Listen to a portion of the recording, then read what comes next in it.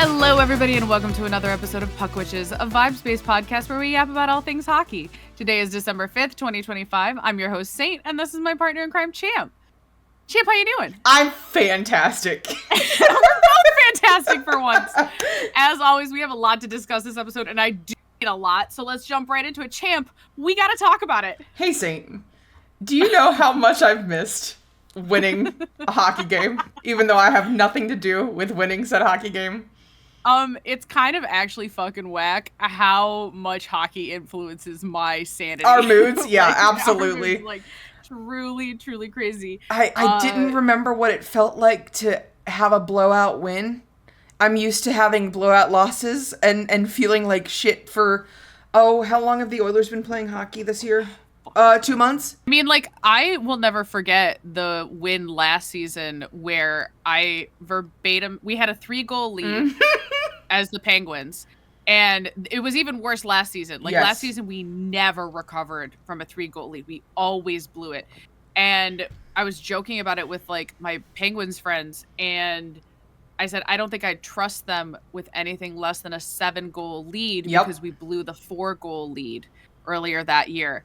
And sure fucking enough, did the Penguins not win 9-3 or whatever it was to they had a set or 9, I don't even remember, 9-2, but it was a 7-goal difference. And there's obviously stuff that needed to be worked on in last night's Oilers game, but hey, we won and it was great. Connor got a hat trick, so I'm delightful. Was this his 13th hat trick? Yes, it was, which is impressive in itself. Yeah, I mean, he finally remembered how to shoot a hockey puck. He shoot the puck. Yep. Shoot the fucking puck. But, and it's always funny when we get ready for Puck Witches because we always, throughout the week, will have those weeks where everything happens at the start of the week. And then there are other weeks where nothing hits until about, Thursday night hockey before we film on a Friday. And that's what happened last night. We had, the Crazy Penguin. Which, let me just put this out there. We were owed one. Okay. Well, let's talk about it. What do you think of that weird hand pass call in the last minute of the game? I think that it was really weird. And having been on the receiving end of a lot of bullshit, namely the goaltender interference, that Gino's had more recalled goals than some teams have had. It's just stupid how bad the Penguins have had for just dumb disallowed goals and dumb calls.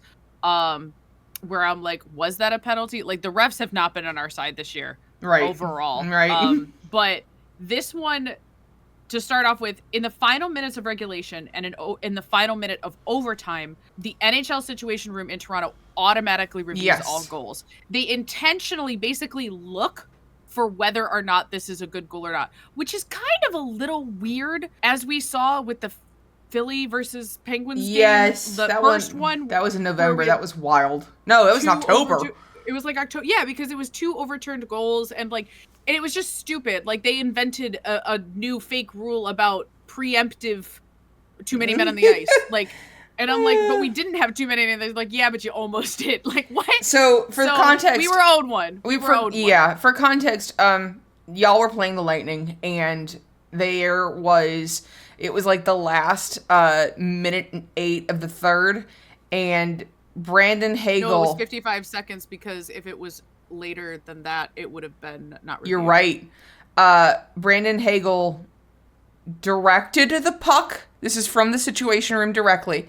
Directed the puck to Jake Gensel with a hand pass, allegedly. And then Nikita Kucherov scored the goal at 55 seconds. And the reason that the Situation Room called it back was Rule 38 of the Coach's Challenge, which is very weird that it's the Coach's Challenge, saying that the original call on the ice will be overturned if there is a conclusive and irrefutable determination that the original call on the ice was not correct. If the review is not conclusive or there was any doubt, the original call on the ice will be confirmed. And so they called down from the Situation Room because Nikita Kucherov scored at 55 seconds left and said, we think there was a hand pass, you need to review it. And then the refs on the ice reviewed it and did see that there was a hand pass.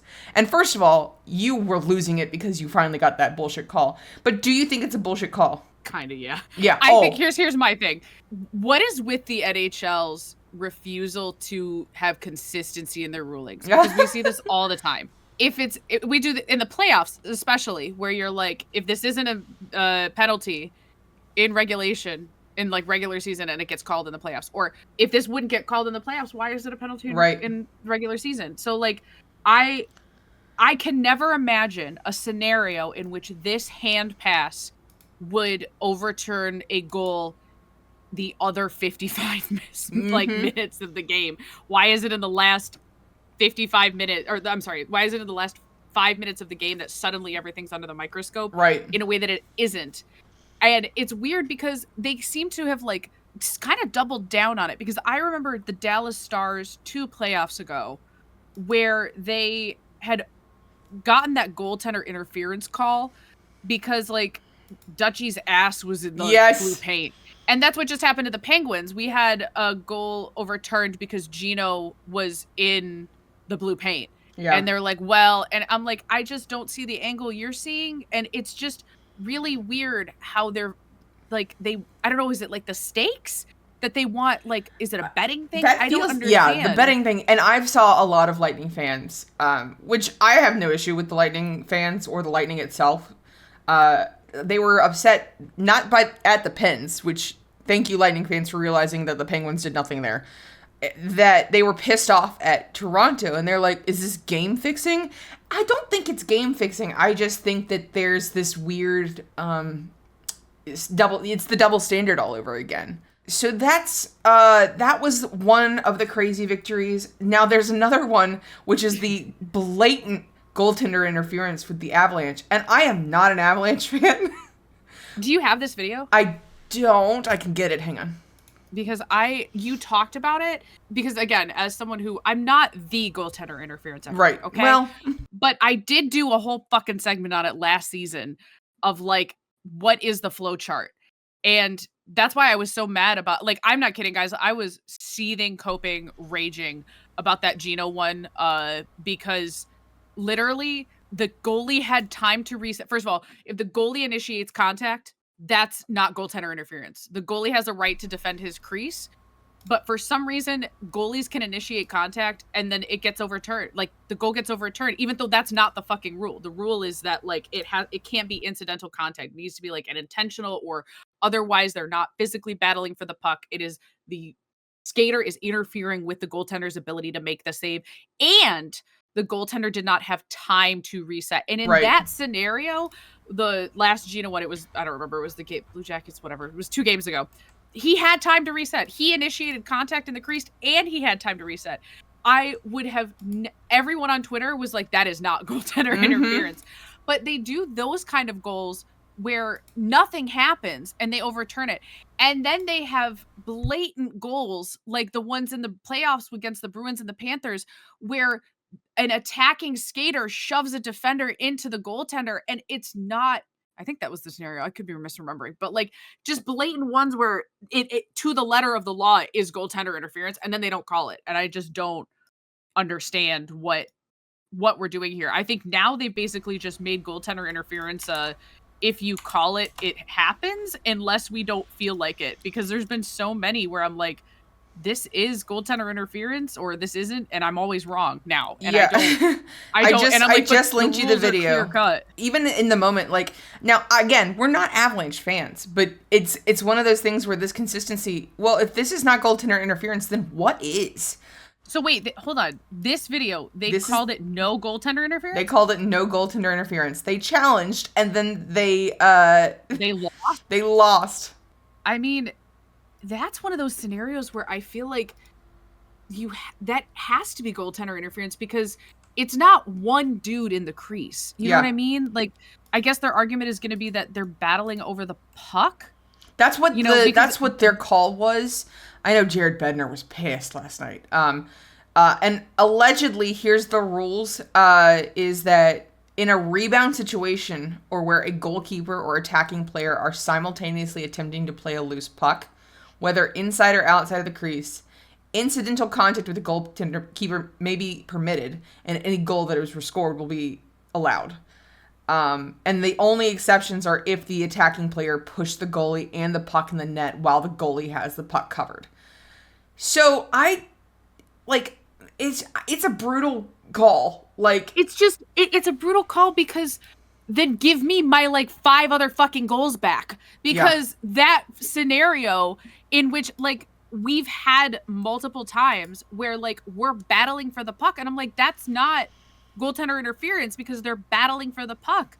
Like, I guess if you're arguing that, I wonder if it had only been one of the Islanders players in the crease, if it is goaltender interference. If the fact that there's multiple players in there, fighting for the puck, and they didn't blow the whistle.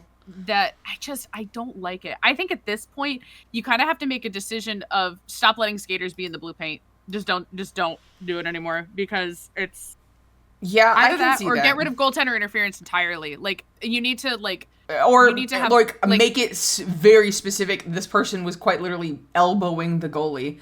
That's what I mean. Is like they have the specific rules. They have this like basically a flow chart of, is this yes, is this no. Yeah. But because they haven't been enforcing it consistently, even now, like they're like that. Like this, I don't understand. Like, you've called all this other stuff and you're saying that it's battling for the crease, but in other stuff where they were battling in the crease, you called it. I also just think that it's one of those things where we still, and this is my always complaint, this will always be my complaint, is that we still don't get like interviews with the refs. They don't have any accountability. Room. Yeah, like the situation room does sometimes respond because they get called on their shit, basically. They give like the reports, but like, lest we forget, I've seen the reports where they were like, well, the goaltender, I think it was the Dallas one where they said the player had a significant presence in the crease. Yeah. That's not a fucking interference call. He's allowed to be in the blue paint. Like, that's literally, you have changed this rule to allow players to be in the paint. They're allowed to they have a right to ownership of space in the crease. Yeah. So how can their significant presence in which there is no contact be fucking goaltender interference? I don't know, man. I just thought that one was like blatant to me, like, oh, what are we doing here? I think it's at this point it's just a coin flip, and I don't believe in that they're being. I would rather them do a coin flip. I literally at that point you might as well. To me, I kind of think at this point, if you're gonna make goaltender interference this inconsistent, then you need to remove the coach's challenge penalty. Because they just put that in place. I know, and at this point I don't agree with it, because it happened this season where the Penguins were like, this is a for sure goaltender interference. That was the Wild game with Gino. Way. Yeah. He's had like 3 goals recalled. Where like, for sure this is goaltender interference. I think we're gonna get it, and then they're like, nope, it's not. Here you go, 2-minute penalty. What? Yeah. Like, I at this point, I don't even mind like the 2-minute penalty, because I thought it was a good way to dissuade like, this bullshit. But delay of game, yeah. Either that, or then anytime there's contact with the goalie in the crease, just have the fucking situation room look at it then. Like, stop the nonsense of putting it on the coaches to challenge. Or the refs. It's either, well, and then what happened to the fact that it used to be, if it's called a good goal on the ice, it's harder to overturn. Now they're saying that it doesn't matter. Like with the Pens in the Tampa game, they were basically saying it doesn't matter that it was called a good goal on the ice. We are taking a look at it and our findings are concrete. But in the past, their argument had been that it was a good goal on the ice and thus it's harder to overturn. I don't know. I think that whole thing is just... at this point, I seriously think I would like a coin flip. I think that would be more fair. Honestly, like, at this point... Or you know what? Send out 2 fighters. Don't give them 5 minutes for fighting. Whoever wins the fight wins the goal. Bring back goons. Yes. And then, listen, there was also another weird... The Predators finally got their comeuppance. Because they got no, it was they got their karma finally swung back around for them. Forsling went into Bob and knocked Bob out into the net, and both of them went into the net and knocked the net off its bearings. And Stamkos sent a very fast slap shot. Like, Forsling's lucky he didn't become Charlie McAvoy. And they counted that as an overtime goal. They counted it, which 3 weeks ago, the Preds did the same thing against the Wild, and the Wild won the game. Yeah, and the Preds were like, "Are you fucking kidding me?" And they're like, "Nope, this is the rule." Because, and I'm okay with that because I worry that if you don't do that, like, you already have that concern of like, goalies are gonna just fucking not, or like players though. Can you see certain players crashing into their own fucking goaltender to knock the goal off just so that they don't? We've witnessed it. We've witnessed it. That's what they were trying to fucking do. Like, I'm okay. I don't think Forsling. Rule. I don't think Forsling was trying to do it last night. But again, it was one of those things where it's definitely and it kills momentum of the play if you can kind of see the goaltenders knocking. Not even goaltenders only, just the players knocking the net off of the thing. Is there a penalty for that? I feel like there is. For intentional, yeah, the goaltenders, if they are seen to intentionally knock the netting off, it is a penalty. I believe a delay of game penalty. Well, because technically delay of game penalties, as we remember from last season, can be literally anything the referees want. It is that's right. Oh my discretion. God. So again, fucking weird. Yeah. In other news, we have the fact that there's been yet another bizarre injury in the hockey world. I feel like people need to stop going out. You're not allowed to go outside. Don't make unnecessary journeys. It's a Blues player. I don't know this Blues player. Alexei Toropchenko becomes latest NHL scalding burns in a home accident. What Jack Hughes are you doing? Luosterainen. Because Luosterainen got burned on... He got for a barbecue. Yeah. Because my cousin was talking about it because he's like, our guy got barbecue. And then Jack Hughes got his... he can't be around glass. And so... Yeah. So this is the third one, right? Rules of three? Are we done? Yeah, maybe. Or maybe this is like the thing that breaks the dam. The new hex. Because I'm usually a big, like, rules of three person. I am usually, too. Like, this shit comes in threes. I don't know. Yeah. It's weird. I don't remember this happening last year. Again, we're so new into hockey still that it could be a thing. But I feel like everybody's like, what is going on? Put them in bubble wrap. The people that I follow are like, what the fuck? Yeah. Like, what the fuck is going on? And then we also have the gut-wrenching news. This one took both of us out. That Tyler Seguin on the Dallas Stars tore his ACL against the Rags. And he's out he is out for the rest of the season. And my worry is that he's done. I refuse to accept that reality. I think he's young enough, even with his paper mache tendons and muscles. Bones. His paper mache tendons, yeah. Paper mache musculature, like he's very cursed with injuries, right? Like this isn't a new thing. And so I think it really sucks that like he put in all this hard work, he went through and like had all these concerns of not being able to come back to play hockey. He comes back and he's playing a good game. He's had a great Jamie Benn's out. And then they're still in it. Like Dallas is doing good. They're finally like getting everybody's overall healthy except for their entire defense core. Right. Oh my God. That's just so gut wrenching. Like it's also one of those things where you can see how simple of a mismovement can just tear you up. Because it didn't look like a hard fall. And again, they're going faster than I have ever run or, moved before. But it didn't look like that bad of a fall. And yet he couldn't get off the ice. And all of us went, oh, not Segi, anybody but Segi. Like, and it came through that he had torn his ACL, and I all of the air left my lungs. He's not even on my main team. I know, like we're not even like. I mean, I'm fond of the Stars. Yes. In the Western Conference, right now they're one of like 3 or 4 teams that I would allow to win the cup. Yep. Just because I like the narratives. But damn, it hurts. Damn, it hurts. It hurts. I mean, like at least with like Philip Hollander and Rax being out for the Penguins, like that sucked, but like we knew they were coming back. Yeah. Hollander less so. That blood clot thing's scary. You never know. He's gonna be out for most of the season. Rax is gonna be back right before the Olympics? I think so. Which I mean, they originally had like I think Braz was supposed to be back like already. I think he's coming back next week. Next game, yeah. I'm okay with them waiting. Because we do seem to have pretty good scrambling depth, but like man, a lot of really, and this isn't even like the only one. There's been like what 3 or 4 like their seasons are over.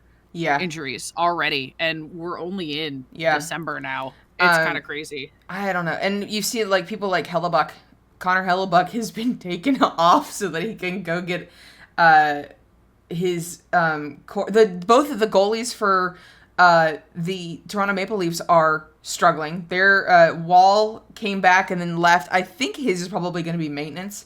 He didn't have a training camp. He was out for the majority of the preseason. So it's just like conditioning. Or it could be that something actually did go wrong, but they were up 4-1. My thought is that they were up 4-1. They didn't want to push it. And then Stolarz, he's probably dead. Like he hasn't been seen or heard from. He was supposed to be back. Like he was allegedly day to day. We've got the Oilers curse where it's day to day and you won't see them for 2 months. And then like it's weird that there are so many like injuries that don't seem like they're that big of a deal. That and this is weird. It's not that weird, but there's these injuries that are so small, minor, and then they end up being you're out for 6 weeks. The blood clot things for Hollander is still the wildest thing to me. Yeah, and like so I was reading an article about this forever ago.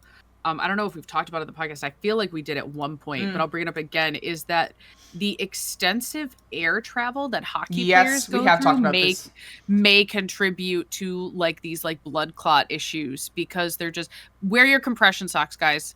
Like I'm not even kidding. Like wear them like, over your banana socks. Yeah. Oh my God. No. I wear compression socks when I fly, just because I get like restless legs on flights. It's also good practice.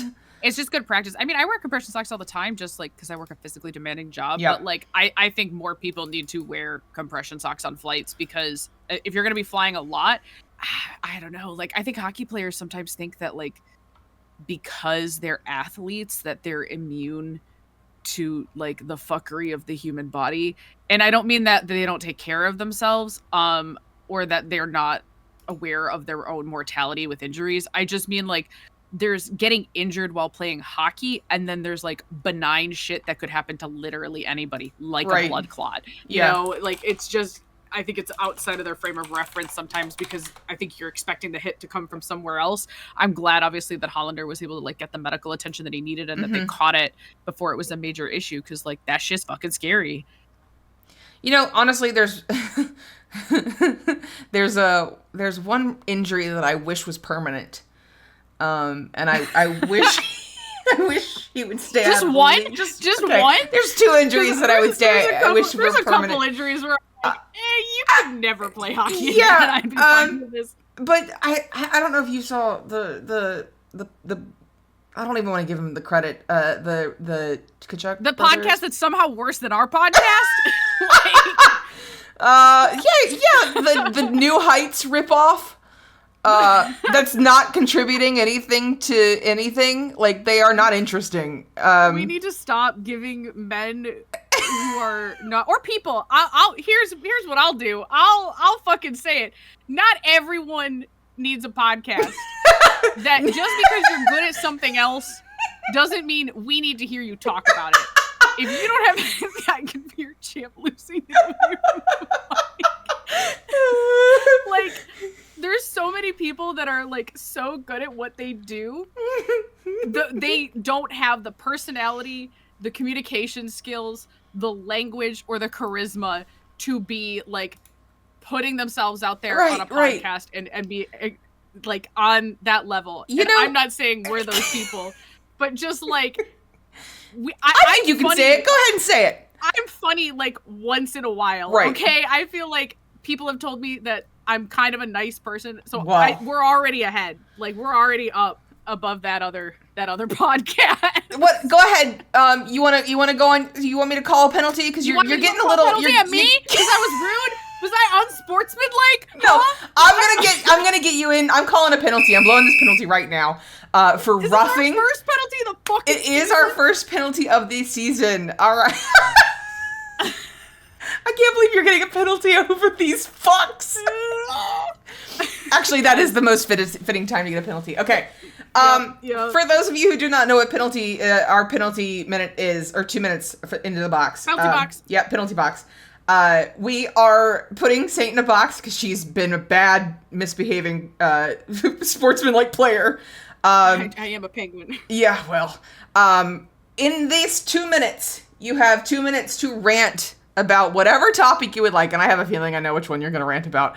And I'm not allowed to talk. You are sitting in the box. Nobody can hear you except for everyone on this podcast, and then we'll talk about what you're ranting about. So whenever you're ready, Saint. You're gonna call a fucking 5 for fighting.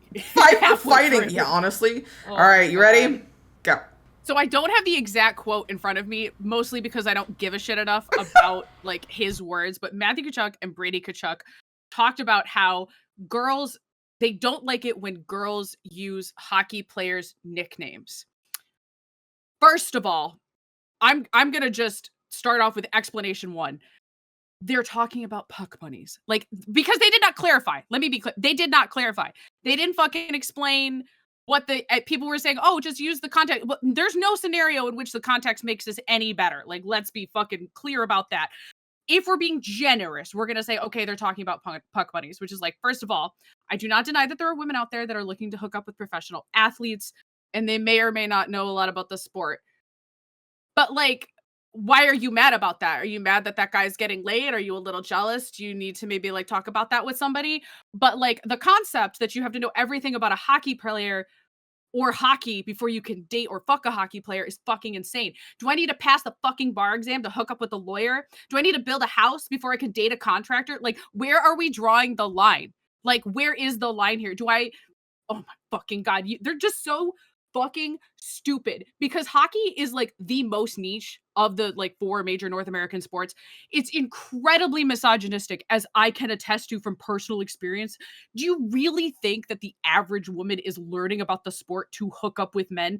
Are you fucking insane? Do you think I spend hours of my life watching hockey, talking and blogging about hockey, watching hours of clips, following a dozen analysts and journalists on the off chance that a so-called famous man that probably less than 10% of the North American population has maybe heard of might attempt to sleep with me? Do you think women are people? Like, I don't think you do. We have gone backwards as a fucking society because, oh my God, like get it together. All Get right. this perspective. No, I want to fight. I'm fucking swinging. You get out of the box and immediately go back in. It's like that one clip of that guy on the Texas Stars who's like, he's just staring out of the box, and then the guy's like, opens the door, and he just goes out, throws the gloves, and swings a punch at the nearest player. That's what It's Yanmar getting out of the box in Battle of Alberta. Yup, it just coming. I'm fucking swinging. Listen.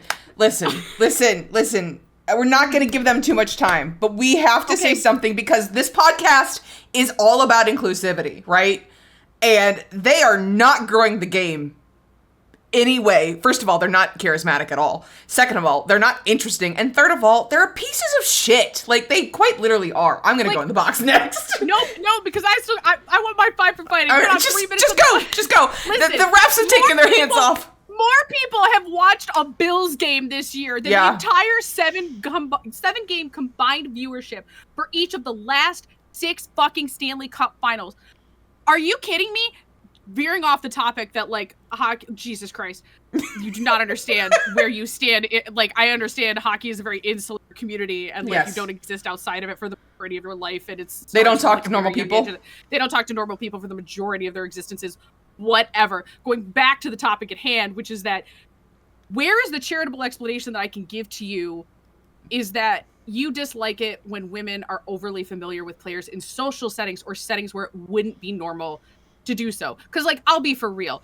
If I met Brad Marchand, don't with me. Jim. Yep. If I met Brad Marchand, I'm not calling him Marshy off the top. I'm a stranger. I don't know him like that. Yeah. I would be like, hi, my name is Saint. He can call me Saint. Yeah. That's cool. Or my government name, whatever I introduce myself as. And then he can introduce himself to me, and I will default to the name that he chooses for me because I understand respect. Right. Unlike the majority of hockey players. But, like, a total stranger, like, calling me Saint, who has not been introduced to Saint, is kind of weird. Because I use my, like, legal government name. And so, like, someone at work calling me Saint is kind of weird. Red flags. Like, you know what I mean? There's a social context in which nicknames are applicable. Mm-hmm. Like, not all nicknames are applicable to all people. It instills a sense of overly familiarness, you know, and I understand how that can be uncomfortable.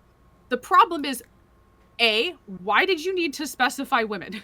No, girls. Like, girls. Sorry, girls. But, like, are you talking, is that what they're talking about? That, like, I don't understand. Are they talking about, like, women who are strangers? In which case, so why didn't you just say strangers? Like, okay, so then do you mean women in your social circle? Women that you talk to, that you have a, like, consistent relationship to the point where you'd know each other's names? So, like, for example, can Matthew Tkachuk's wife call Brady or whatever, or like, can Brady's wife not call him Chucky? Yeah. Like, I don't, like, where are we drawing the line here? Like, why does a player, girlfriend, wife, sister, friend of a friend, not be allowed to use this hockey nickname that's so special if the men who are not involved in the hockey community are also allowed to use it? Yeah. Why don't you have an issue with the reporters? Why don't you have an issue with the journalists or the insiders or the commentators or the analysts? Why have you, like, reduced it to this issue of gender without specifying? How are we not supposed to take this as incredibly misogynistic? Like, I saw so many people trying to, like, catch an angle on this, and there's just no angle in which this is not, you're a misogynistic asshole. Yeah. Well, like, we've been known, but we've been known, but, like, here's the thing. I understand that a significant chunk of hockey players do not align to my moral values. That will not prohibit me from enjoying this sport. Yeah. I understand the reality in which I am faced with. That doesn't mean I don't get to call them out for it. Like, fuck all the way off. And I can't decide what's funnier. Every single women they've ever met exclusively using the nicknames. Just to piss them off. I think that my favorite take that I saw was the reason that the stupid rat is mad is because he doesn't have a good nickname. He's got Chucky, so he sounds like a child. He's got Rat Chuck, and he doesn't lean into the rat. He's got Turtle, which is his true identity.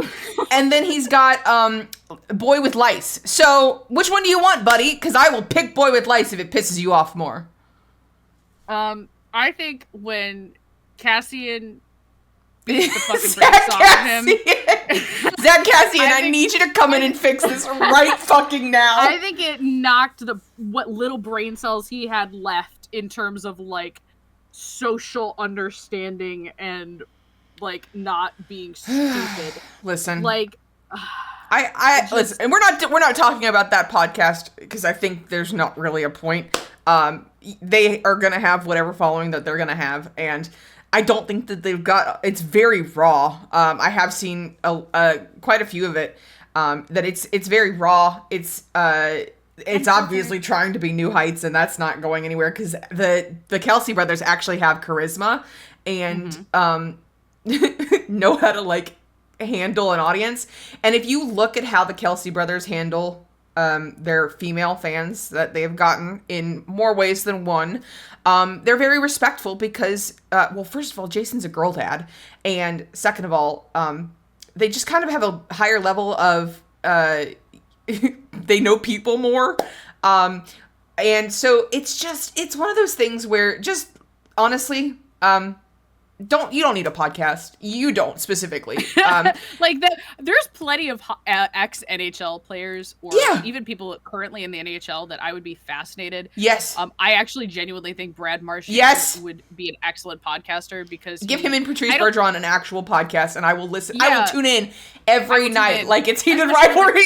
Like a rotating cast of people. Yeah. Like, there's some people that, and I think there's a difference in, like, you and I. Tyson Barrie. Have a good riff off of each other, I'd say, because we have a strong relationship. We've been friends for a very, very long time. We know how to, like, talk to each other. I don't think that they know how to talk to each other in a way that's Meaningful? engaging. Yeah, well, like, you know what I mean? Like, you can have podcasts where it just sounds like a conversation between two friends, which we do tend to try to do. You're just listening. You're just listening into us talk on a Friday night. Yeah, you guys, like, I want you all to know when we record this podcast, I think you're all here with me. Yep. Like, we're just sitting around at a bar shooting the shit. Like, that's what I want. You know what I mean? And there's different kinds of podcasts that it's more like a technical, like, journalistic endeavor. Or, which is not us. Not us. We do it like twice a season for 30 seconds. Like, I just, no, it's not. All right. Well, passing on them because I don't need that penalty on my record. Did you see this funny story? Did you see this funny story about the Sharks, the new Sharks player? Or not the new Sharks enemy, I should say. The new Sharks enemy? The new Sharks enemy. Utah Mammoth player number 98, Mikhail Sergachev. What happened? So, you know Sharky won Mascot of the Year, right? And, that's their first banner that they put up in their arena. And, like, they were so excited for Sharky. Good for Sharky. And because he wore Mascot of the Year, he got to do a ceremonial puck drop, and he put on a sparkly suit. He was looking great, and he goes to shake Sergachev's hand, and Sergachev completely blows him off. And everybody nobody liked that. And so every single time that he touched the puck, the fans were like booing him. And then Revo put him into the boards and everybody was cheering.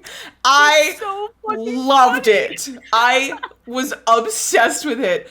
And like, obviously we have players who we despise on other teams, but it's like happy despising. Like, oh my gosh, Bush. Mason Marchment, who's now on the Kraken, who has been on the such a diving little prick. Like, I hate Mush when he's playing against my team. He drives the Edmonton Oilers fucking feral, but he is a great player and he's so fucking funny to watch. I still think of him face planting last season when he was trying to get up. And so, like, what do you think about NHL team fandoms having random rivals like this? I think it's so funny. I love everything about that. Because it's usually lighthearted. Yeah, it's fun. Because we've talked about, like, the different classifications of rivalry. Like, right now, people were saying that, like, Tampa Bay and the Penguins kind of have a little bit of a rivalry going on because they're two back-to-back teams. Yes. And same things with the Penguins and the Panthers. Yeah. Because they're, like, three teams that have all gone back-to-back in the salary cap era. And so there's an element of, like, rivalry of trying to be the best, not necessarily like a geographical rivalry or a historical rivalry, but just like they're fighting to be the best of the best of this, like, decades of hockey. And then you have, like, the geographical rivalries of Battle of Alberta, Battle of Pennsylvania, the New York rivalries, like, or historical rivalries with, like, the Boston Bruins and the Montreal Canadiens. Yeah, like, you know, there's just, like... But then there's just the random rivalries where you're like, so yes. Funny. And that's honestly one of the reasons that I fell in love with hockey in the first place is, and we've talked about it, there's just enough whimsy.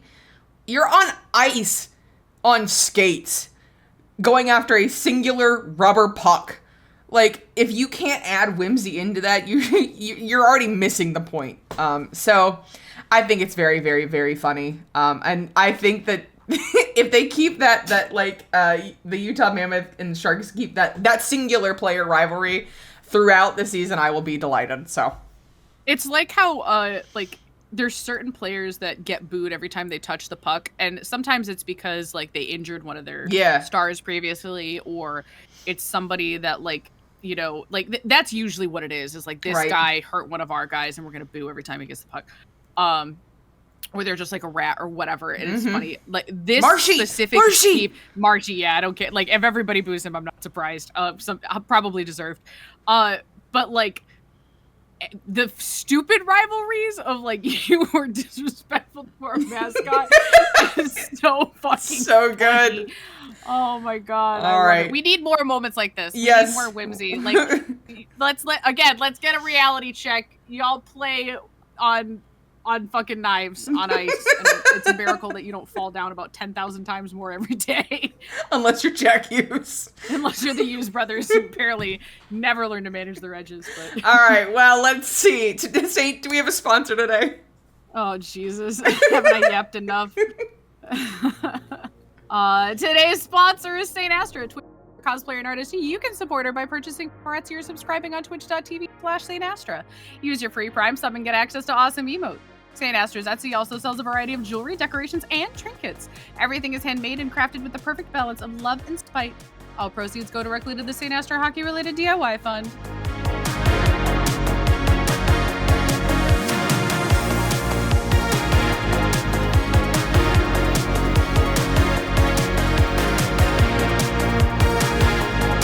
Speaking of rules.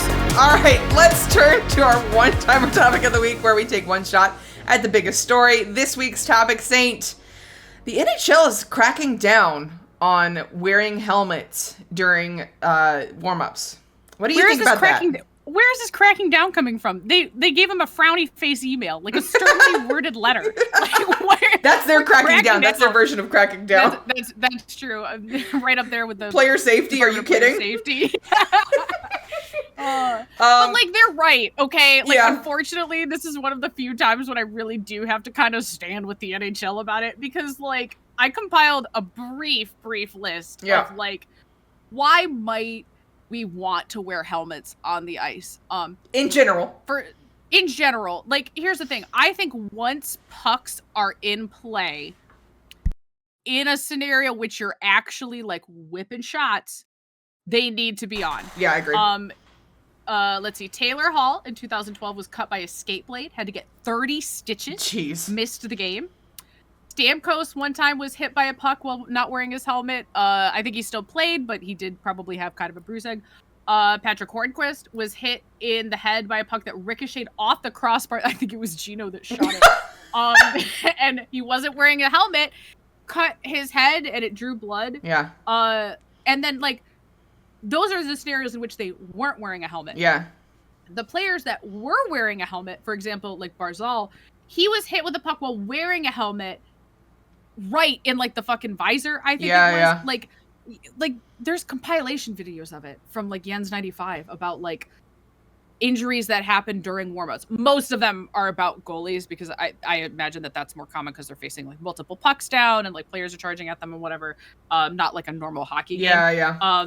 But like, why do you not want to play hockey? Like, why do you want to, like, what is with the toxic masculinity? I guess because you still get paid too. Yeah, but like that's what I think they're gonna say is like, I think that they haven't implemented any kind of like player fine. Safety. Yeah, well, there's no fine. Yeah. You don't get a missed game. There's no like associated actual punishment. Consequence. Yeah. Well, yeah. So like how people were saying it's probably a legal protection that like, if somebody does get injured, they can't like sit, like there's a breach of contract.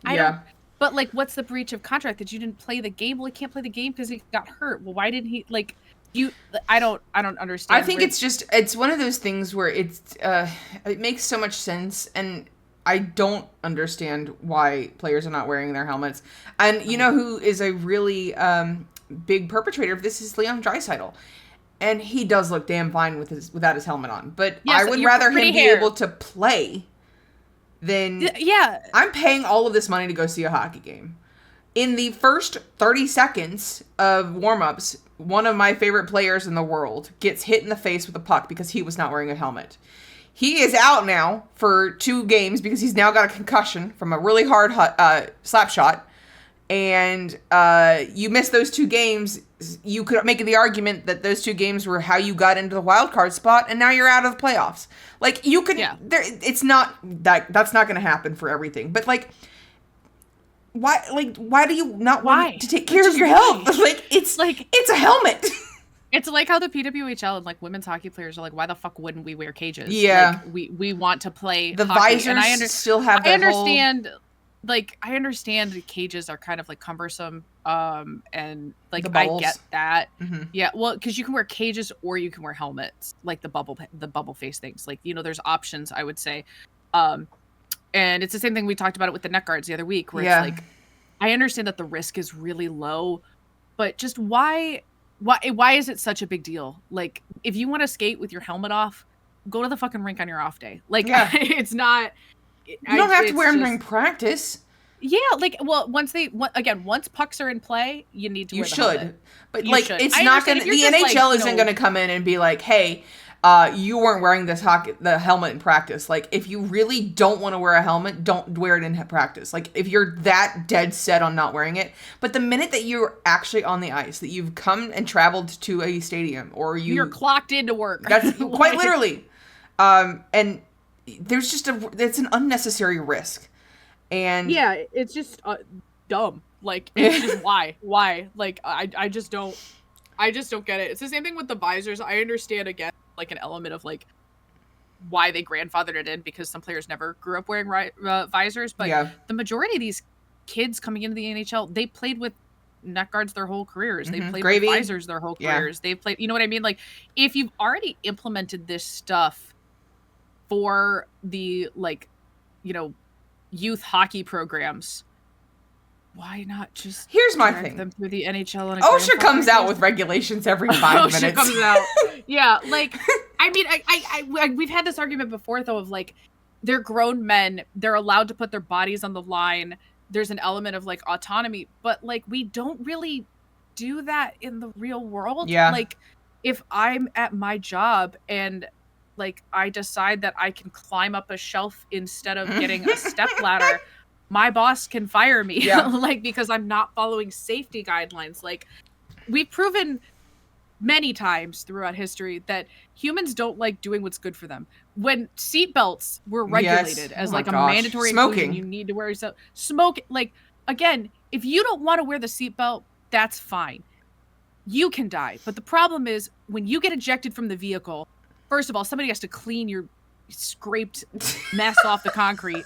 And then the other chance is that your body becomes a projectile, and then it's a problem for other people. And we as a society have to have these basic constructs of, you can fuck yourself over, stop fucking other people over. If you get hurt in warm-ups because you were too macho to wear a helmet, and then your team loses because you're one of their leading goal scorers and you couldn't fucking play, and now you don't have anybody who's dressed to play because they don't just have backup skaters, because that's how the roster rules work. Like, I just think stupid. Like, it's the same thing. Imagine you were going 11-7. And then one of your defensemen gets hurt in warm-ups. And then you're going 11-6. Nothing has changed. Like, nothing's changed. Nothing's changed. It's just one of those things where I don't understand. Fix the rule book. Fix the rule book. Have consequences for actions, because otherwise it's just a strongly worded letter. The equivalent of, like, your mom giving you a frowny face with nothing else after it. Like, well, I'm still gonna do it. Like, I mean, I guess I understand maybe for, like, the Sharks, I guess it was for a thing. If you don't have pucks in play, fine. Yeah, but like, if it's your 1,000 game ceremony. Yeah, you want to do, like, some pregame like, that's fine. You don't have to have the helmets on for pregame ceremonies, or, like, if you're doing, like, quote warm-ups and they're still doing, that's fine. But your first skate around the ice. Yes, if you're doing the rookie lap and it's just you on the ice with a singular puck, fucking go for it. Fine, we can have, like, there's a line in the sand there, and I think that's a fair line to draw.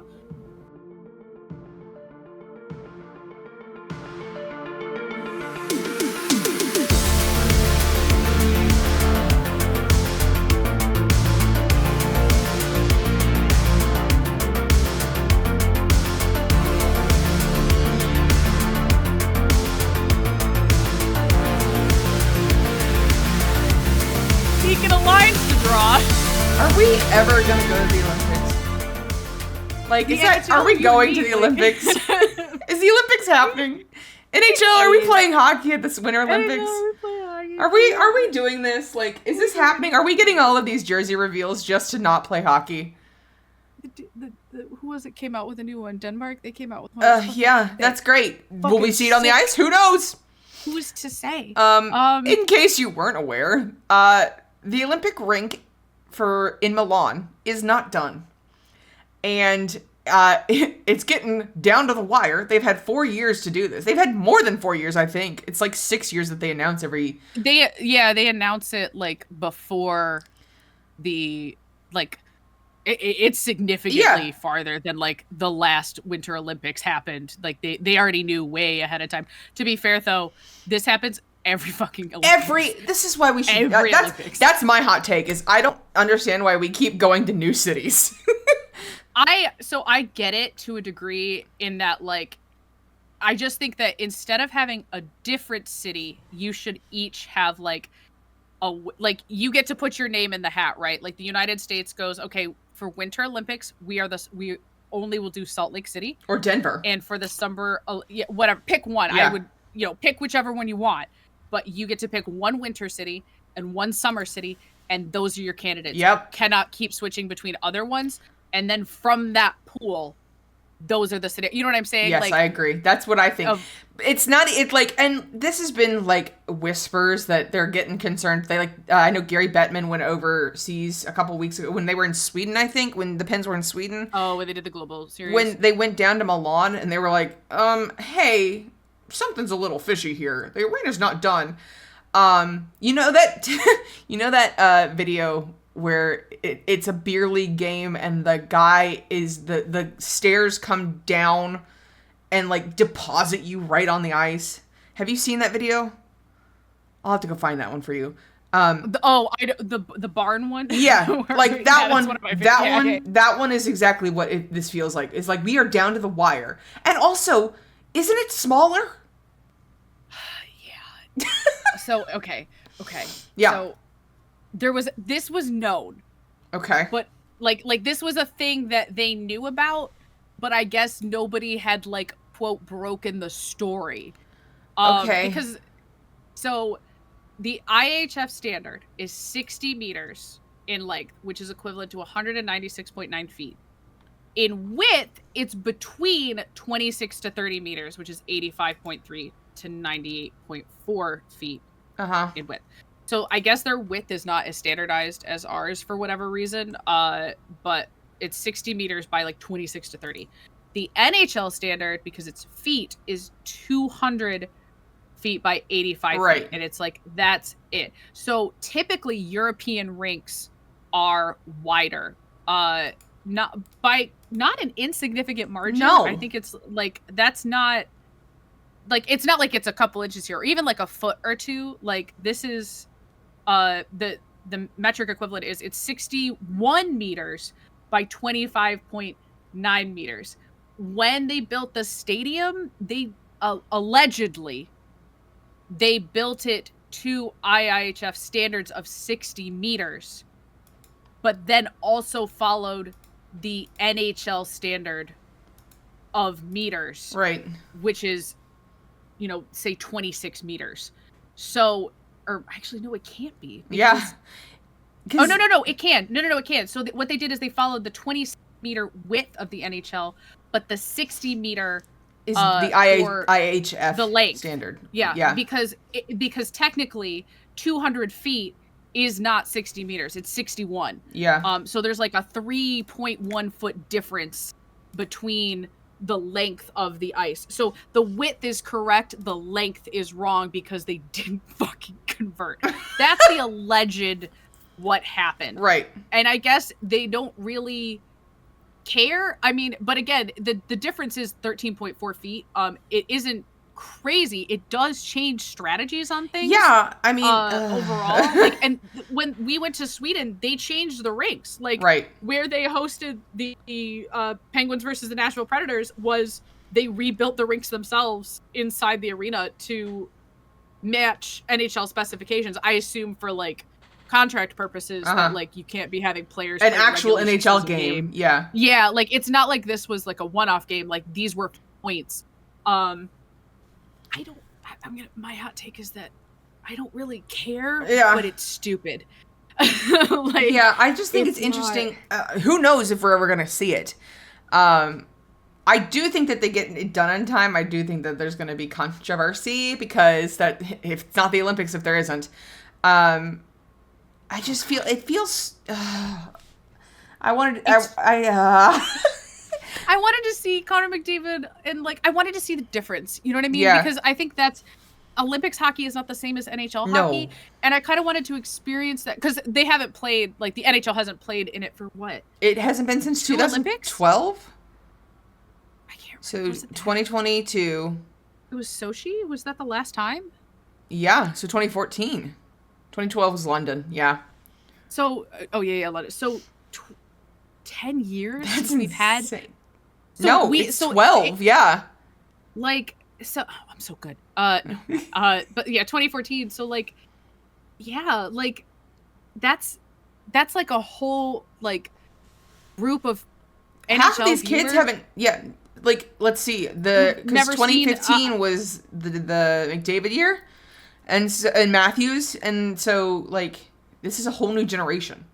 Yeah, and so it was kind of like, it was, for me especially, like, not having ever seen any of the games live since I was a kid, and, like, we watched, like, we're a Winter Olympics, like, area, obviously, so it was, like, and I watched all the Olympics, you know, to varying degrees, but, like, Now you know. Now I know about the hockey, and I know the players, and I know this, so it was, like, it was going to be kind of exciting because of the rule differences between the IHF and the NHL, you know, seeing how the NHL players adapt to this, you know, different rule set, and, like, getting to see, like, you know, the craziness between them in that, like, wider skate area that they would have had, and, like, the differences in the strategies. I don't think it's really going to affect the game itself that much. It's just like, really? Couldn't do this right? Like, what are we fucking doing? I'm interested to see the quite sheer difference between this and how Four Nations went last year. Because there's no fighting, there's no, like, major checking. Cross-checking I don't think exists. Like, you're ejected. So you have all of these players that have, like, Tom Wilson is now, like, are they considering taking him? He's a liability. Yeah, he's a goon. Like, I saw that some people were like, maybe he'll be replaced by someone like Travis Konechny. And sure, you know. I think speed becomes, like... Speed is a much bigger thing, yeah. Versus, like, the physicality that is often more present in the NHL. Like, did you see what Bissonnette said? Oh my god. Paul Bissonnette. Your best friend. Yep. Your favorite player, ex-player in the... I'll fucking throw you into the ocean. I'm gonna go in the box. You're gonna go in the box. What did Biz, your best friend, say? I hate you. Olympic hockey should be played in North America, given this rink shit show situation. Grow the game here, considering the circumstances. No brainer. Biz, do you know that they play hockey in Europe? Are you aware of this? Does he know that Canada is on North America and Milan is in Europe? I understand what he's saying is that it should be played in North America because, I get what he's saying, but, like... No, I don't think he gets what he's saying. I don't, like, really... Again, I think I said it before. I think he just posts things, like... I can't tell if he's rage baiting on purpose or not. Like, I think it's on purpose. Right? I think it's on purpose. Because the tweets that have been showing up on my timeline, I'm like, someone needs to take your phone away. Biz, go get another fight so that she has to buy you another drink. I swear to God. But, like, the concept of them going to a different rink, for the Olympics, I don't think they can legally do that either.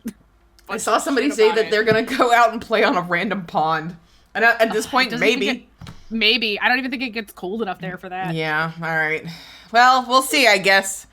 Oh man, can't wait. You got a month and a half.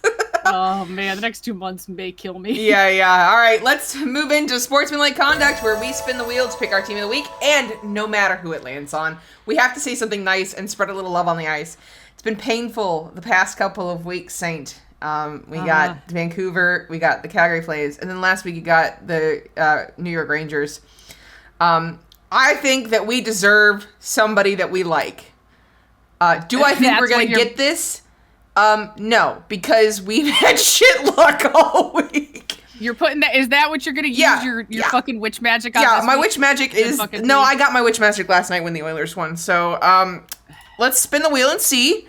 This week's pick is going to be, if it's the Sharks, I'm going to, please, it's going to be the Sharks. Oh, it's the Kraken! No, it's the Kraken! Oh! You fucking witch! Okay. All right, the Kraken, the Seattle Kraken. To say. So many good things. I have some controversial things to say. Okay, Sportsmanlike, James. Sportsmanlike. Okay, you want to go first? Go first, or you? You can go first. I can go first.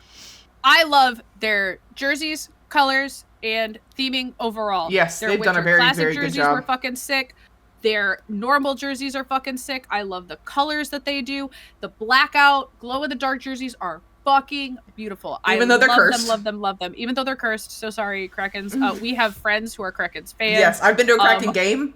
I love that they've employed Jessica Campbell. Yes. I love the efforts that they have made towards welcoming the Seattle Torrent into the Seattle sports, like, you know, welcoming. They had the biggest attendance. Yeah, and like half of the players showed up in support. Yeah, like I thought that was like their support of the Seattle Torrent, women's hockey overall from the city, and just like the Kraken like organization has been really, really cool. And like their fucking pride jersey with the unicorn was sick. I want it so bad. If that was a black jersey, I would have bought it immediately. Yes. Okay. Immediately. Yeah, Kraken. I fuck with the Kraken. They're one of the teams in the West that I like. Yeah, I like the Kraken. I have three things to say. Number one, all right. Thank you for being so easy to beat. Jesus Christ, Sam. What is wrong with you?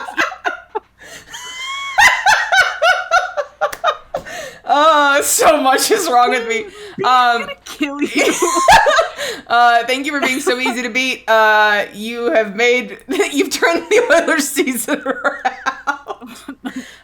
No, I my real thing is, I love Joey Decord. He is probably my favorite Gen Z goalie that we've gotten so far. He's a Ferrari fan, which I'm also a Ferrari fan. He is goofy as all hell. He's very supportive. Again, he's one of the players that went to the Seattle's opening game for the Torrent.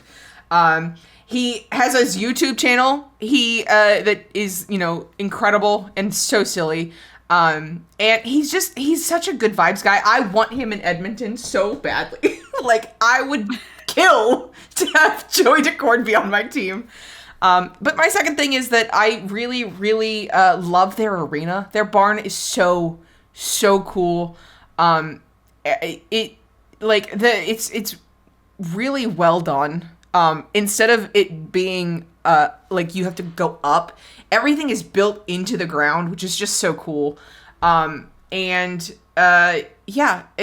love the Kraken's whole aesthetic. If I had not fallen in love with the Oilers first, it would have been the Kraken.